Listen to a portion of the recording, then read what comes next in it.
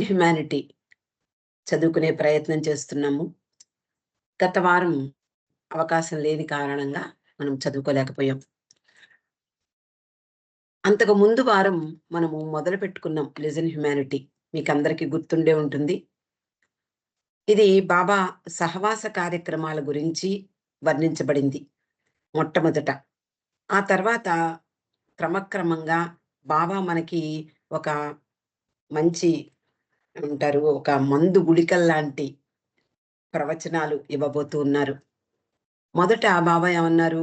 "అబ్బెబ్బే! మీరసలు మిమ్మల్ని అంత దూరం నుండి నేను మిమ్మల్ని పిలిచింది వేదాంతపరమైనటువంటి విషయాలు, సుదీర్ఘ ప్రవచనాలు ఇవ్వడానికి కాదు సుమా. నా సహవాసంలో మీరందరూ హాయిగా మీ విషయాలన్నీ కూడా మరచిపోయి, మీ ఇంటి దగ్గర ఉండేటటువంటి మీ సమస్యలు, మీ కష్టాలు, మీ కుటుంబ విషయాలు ఇవన్నీ కూడా మరచిపోయి, భౌతికంగా ఎలాగైతే నా దగ్గరగా ఉన్నారో, మానసికంగా కూడా నా దగ్గరగానే ఉండండి" అంటూ నెమ్మది నెమ్మదిగా లోపలికి తీసుకువెడుతున్నట్లుగా అనిపిస్తుంది. మొదటి నుంచి మనం చదువుకుంటుంటే. బాబా మెహ్రాజాద్ నుండి మెహరాబాద్ రావడము, ఉదయమే రావడము, అలాగే ఆయన హాల్‌లో కూర్చుని ఉండగా, అందరూ ఒక్కొక్కళ్ళే అంటే వచ్చినటువంటి సహవాసీలందరూ కూడా ఆయనను దర్శించుకునేందుకు వరసలో నిలబడుతూ, ఆయన యొక్క స్పర్శ భాగ్యాన్ని లేదా ఆలింగన భాగ్యాన్ని పొందుతూ పరవశం పొందుతున్నారు. తర్వాత మళ్ళీ వాళ్ళు దర్శనం అవ్వగానే మళ్ళీ అక్కడ కింద కూర్చుని బాబా సహవాస కార్యక్రమంలో పాల్గొంటూ ఉన్నారు. బాబా చెప్పిన దాన్ని వినడానికి అంటే మౌనంగా ఉన్నటువంటి ఆయన సైగలు మనకి అర్థమయ్యే భాషలో ఇంగ్లీష్ భాషలో అనువదించడానికి ఇరిచి సిద్ధంగా ఉన్నాడు. అలాగే అనేక అంటే ఇతర మండలి సభ్యులు కూడా అక్కడ కూర్చుని ఉన్నారు అని మనం గత వారంలో చదువుకున్నాం. బాబా అంటున్నారు, "ఈ వారం రోజులు అంటే నాతో గడిపేటటువంటి వారం రోజులు అత్యంత విలువైనవి. అన్ని విషయాలు మరచిపోవడానికి ప్రయత్నించండి. దాని వలన మీ హృదయాలు పరిశుద్ధమవుతాయి. నేను ప్రవేశించడానికి వీలు కలుగుతుంది. మీకు అనేక బలహీనతలుండవచ్చు. ఎన్నో తప్పులు చేసి ఉండవచ్చు. అలాగే మీ పేరు, మీ ప్రతిష్టలు, స్థితిగతులు, చదువులు, ఆధ్యాత్మిక విషయాల పట్ల మీ జ్ఞానము ఇవన్నీ మరిచిపోవడానికి ప్రయత్నించండి. ఇక్కడికి వచ్చింది మీకున్నటువంటి జ్ఞానాన్ని ప్రదర్శించడానికి కాదు. అన్నిటినీ మరచిపోయి అవతార పురుషుడైనటువంటి నా సన్నిధిలో, నా సాన్నిధ్యాన్ని, నా సహచర భాగ్యాన్ని అనుభూతి పొందడానికే మిమ్మల్ని ఇక్కడికి నేను పిలిచాను" అంటూ చిన్న చిన్న విషయాల్ని నెమ్మది నెమ్మదిగా మన హృదయాల్లోకి చొప్పిస్తూ ఉన్నట్లుగా మొట్టమొదట అలా ప్రారంభం జరిగింది. ఆ తర్వాత అక్కడికొచ్చినటువంటి వాళ్ళందరి ఆరోగ్యం మీద దృష్టి పెట్టారు బాబా. "మీ ఆరోగ్యం జాగ్రత్త సుమా" అంటూ. "ఏమాత్రం అనారోగ్యానికి గురైనా నిర్లక్ష్యం చెయ్యకండి. ఇక్కడ మీకు కావలసిన వైద్యాన్ని అందించేటటువంటి వైద్యులున్నారు. లేదా హోమియోపతి కావాలంటే పాద్రి ఉన్నాడు. అలాగే ప్రేమతో బాధపడేటటువంటి వాళ్ళకి నేనున్నాను. వాళ్ళ యొక్క అనారోగ్యాన్ని అంటే ప్రేమ తాపాన్ని తగ్గించడానికి నేనిక్కడే ఉన్నాను" అంటూ చెప్పారు. అంటే ఆరోగ్యం ఎంత ముఖ్యమంటే భౌతికంగాను, మానసికంగాను మనము సంసిద్ధంగా ఉండకపోతే ఏ విషయమైనా చిన్న విషయాలు కానివ్వండి, పెద్ద విషయాలు కానివ్వండి, ముఖ్యంగా ఆధ్యాత్మిక విషయాలు మన లోపలికి వెళ్ళాలి అంటే, మనం అవగాహన చేసుకోవాలి అంటే, మనం స్థిరంగా అంటే ఆరోగ్యంగా ఉండాలి. మానసికంగాను, భౌతికంగాను కూడా. అయితే మొన్న చదువుకున్నాం. వాళ్ళందరికీ నెమ్మదిగా చిన్న చిన్న విషయాల్ని బోధిస్తూ ఉండగా వాళ్ళందరికీ కొంచెం కొంచెం ఆవలింతలు వస్తూ ఉన్నాయి. అందరూ కొంచెం రిలాక్స్డ్‌గా కూర్చుంటూ ఉన్నారు. వెంటనే బాబా మనము ఏడుపెంకులాట ఆడదాము అంటూ వరండాలో 2 జట్లుగా ఏర్పరిచి బాబా ఏడుపెంకులాట ఆడించారు. ఇక ఈ రోజు విషయంలోకి వస్తే ఆట ముగిసింది అని బాబా లోపలికి వచ్చేసారు. అందరూ కూడా హాల్ లోపలికి వచ్చారు. బాబా సహవాస కార్యక్రమానికి ముందు రోజు రానటువంటి వాళ్ళు, అంటే ఆ రోజే వచ్చినటువంటి వాళ్ళు ఇంకా బాబా దర్శనం చేసుకోలేదు. కాబట్టి బాబా దర్శనానికి వాళ్ళందరూ కూడా వేచి ఉన్నారు. ఇంతలో ఒక వ్యక్తి నవ్వుతూ ఒక పెద్ద పూలదండను మోయలేక తీసుకువస్తున్నట్ట.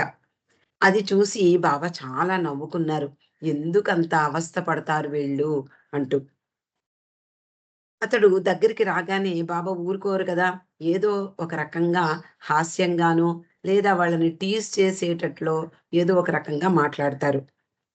బాబా అడుగుతున్నారు, "ఇంత పెద్ద పూలదండను తీసుకురావడానికి ఎంతో శ్రమ పడుతున్నావు. దీనికోసం ఎంత ఖర్చు పెట్టావేమిటి?" అని అడిగారు. అతడు వెంటనే, అంటే ఆలోచించకుండా ఒక్కొక్కసారి వెంటనే సమాధానం చెప్తూ ఉంటాం. అలా రూ. 10 అని వెంటనే అరిచాట. అది చూసి అందరూ ఒక్కసారి నవ్వారు. అంటే ఆ రోజుల్లో అంత పెద్ద మాల రూ. 10కి వచ్చింది. ఇప్పుడు ఒక రూ. 1000 ఉండవచ్చనుకోండి. అలా మరో వ్యక్తి పూలతో నిండుగా ఉన్నటువంటి బుట్టను మోసుకుంటూ బాబా వద్దకు వచ్చాడు. ఆ పూల బుట్టను బాబా కుర్చీ సమీపానికి కష్టపడుతూ తీసుకువచ్చాడు. అది చూసి కూడా బాబా చాలా విచారించారు. ఎందుకింత కష్టపడతారు వీళ్ళు అంటూ. అతని పాలిపోయి, వడలిపోయినటువంటి ముఖాన్ని చూసి, "నువ్వు చాలా నీరసంగా కనిపిస్తున్నావు.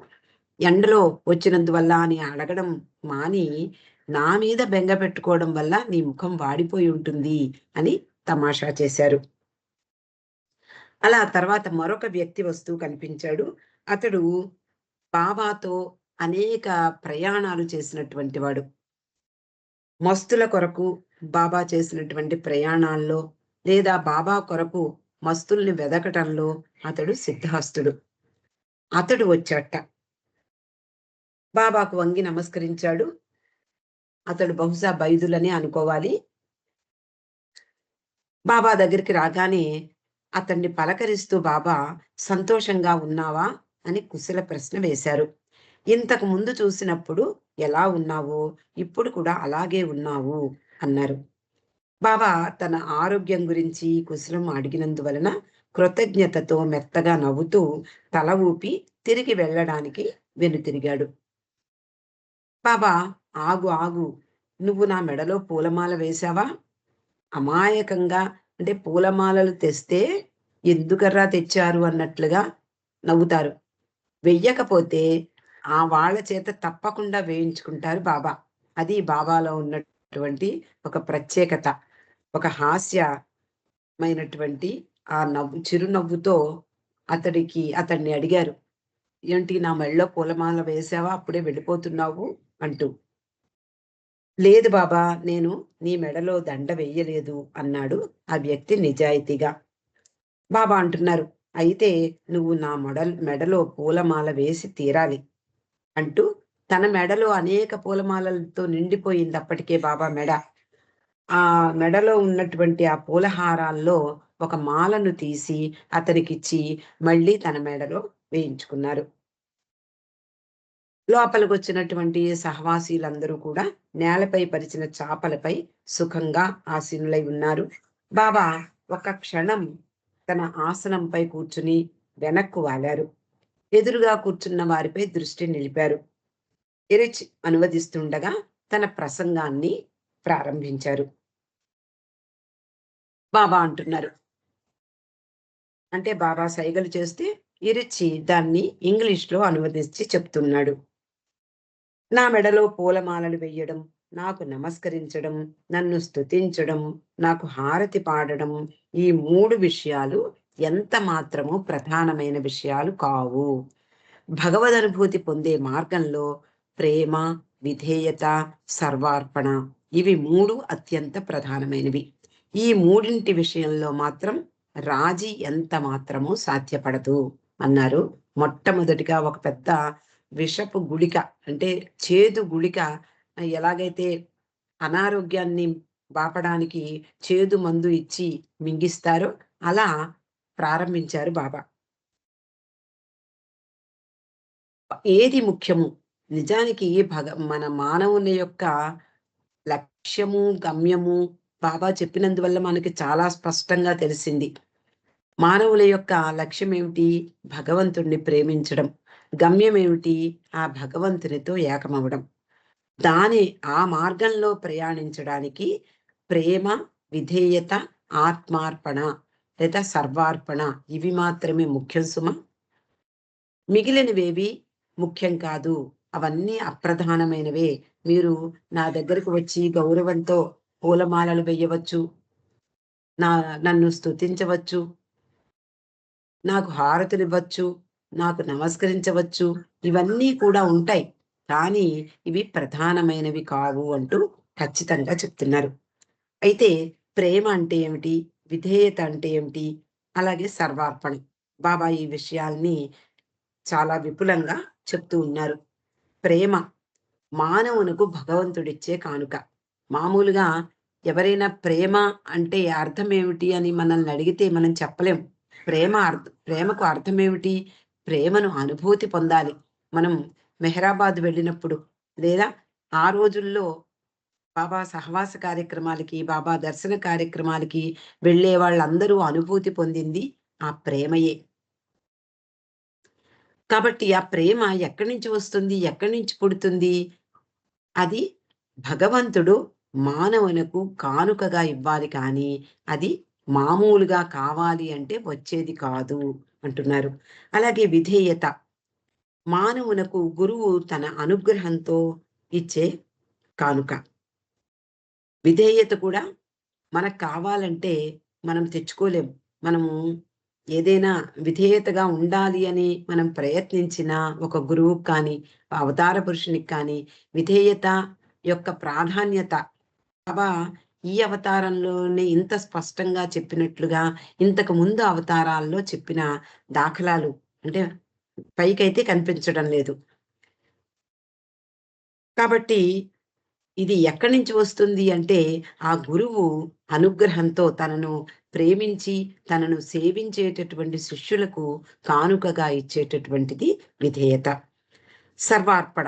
మరి సర్వార్పణ ఏమిటి అంటే, ఈ ప్రేమ, విధేయతలతో గురువుకి కానీ, అవతార పురుషునికి కానీ సేవ చేసే భాగ్యం లేదా వాళ్ళ సాన్నిధ్యాన్ని పొందే భాగ్యం లభించినటువంటి మానవుడు తన ప్రభువుకిచ్చే కానుక సర్వార్పణ. అంటే తనను తాను సమర్పించుకుంటాడు. ఇక్కడ ప్రేమ అంటే ఇద్దరు వ్యక్తులుండాలి. ప్రేమికుడు, ప్రియతముడు. ఒకళ్ళు ప్రేమించేవాళ్ళు, ఒకళ్ళు ప్రేమ ప్రేమను పొందేవాళ్ళు. అలా ప్రేమికుడు, ప్రియతముడు ఉన్నప్పుడు ప్రేమికుడు ప్రియతముని ఇచ్ఛను అనుసరించాలని కోరుకుంటాడు. అంటే ప్రేమికుడి యొక్క లక్షణము చెప్తున్నారు బాబా. ప్రేమికుడు ప్రియతముని ఇచ్ఛను అనుసరించాలని కోరుకుంటూ, ప్రియతమునితో ఐక్యాన్ని కూడా కోరుకుంటాడు.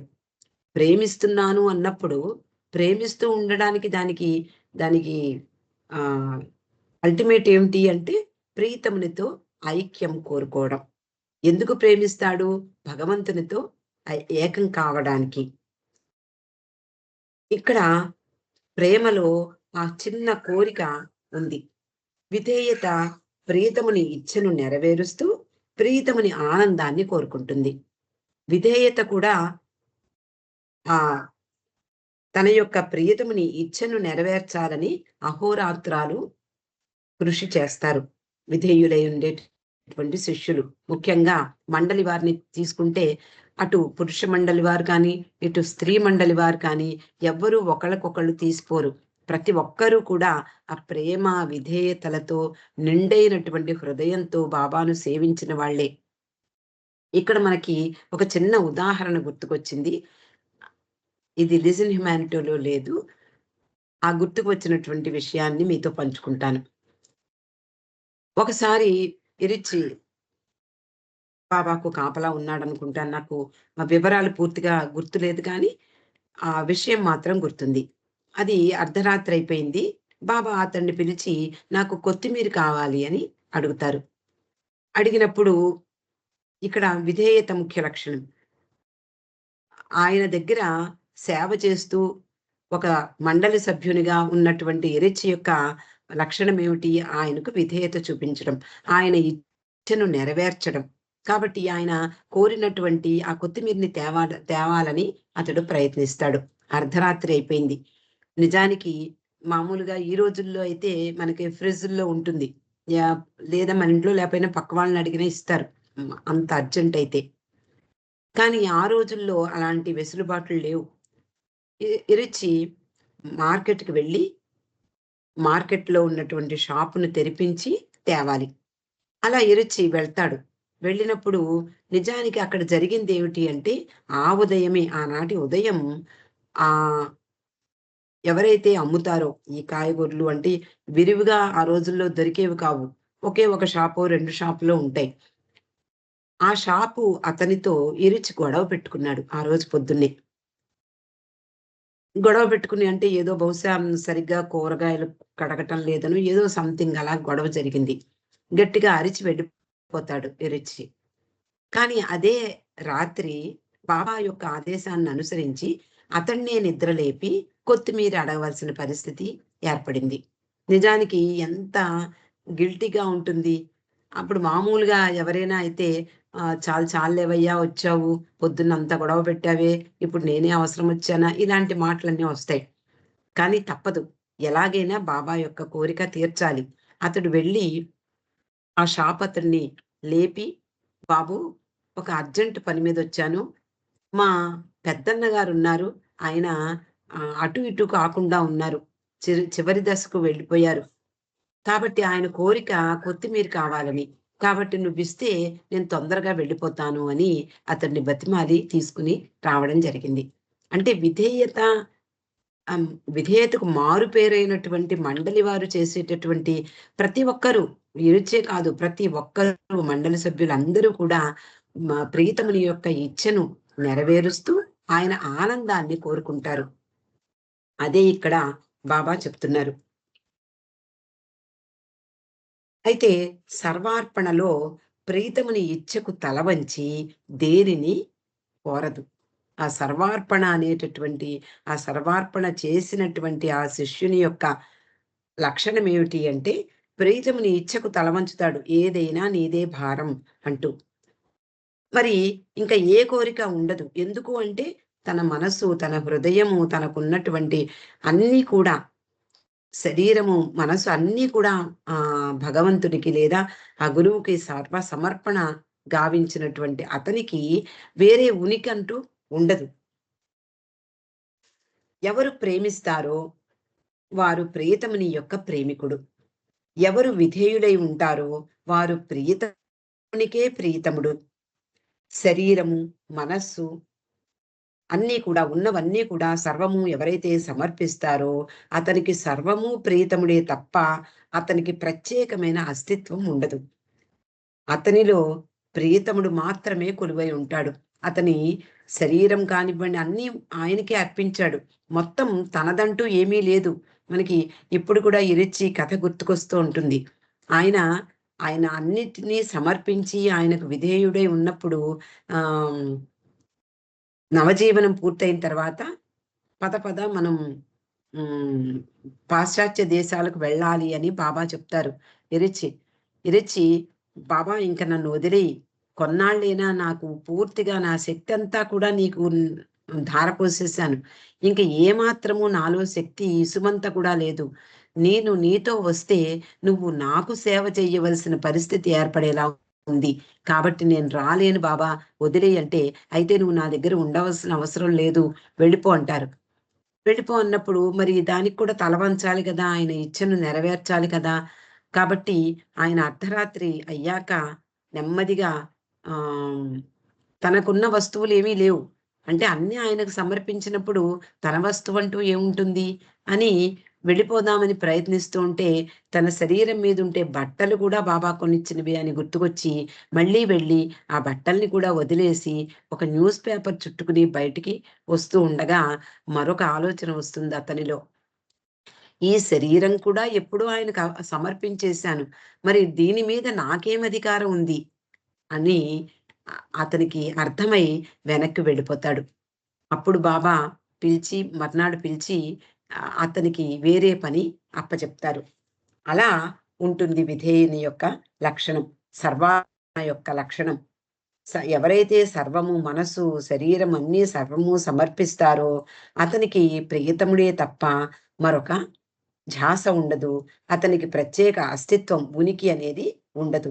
అతనిలో పూర్తిగా ప్రియతముడే కొలువై ఉంటాడు. అందువలన బాబా చెప్తున్నారు, ప్రేమ కంటే విధేయత, దానికంటే సర్వార్పణ ఉన్నతమైనవి. ఈ మూడింటిని ఒక్క మాటలో చెప్పాలి అంటే అదే దైవీ ప్రేమ అంటున్నారు. బాబా ఇంకా చెప్తున్నారు ప్రేమ గురించి.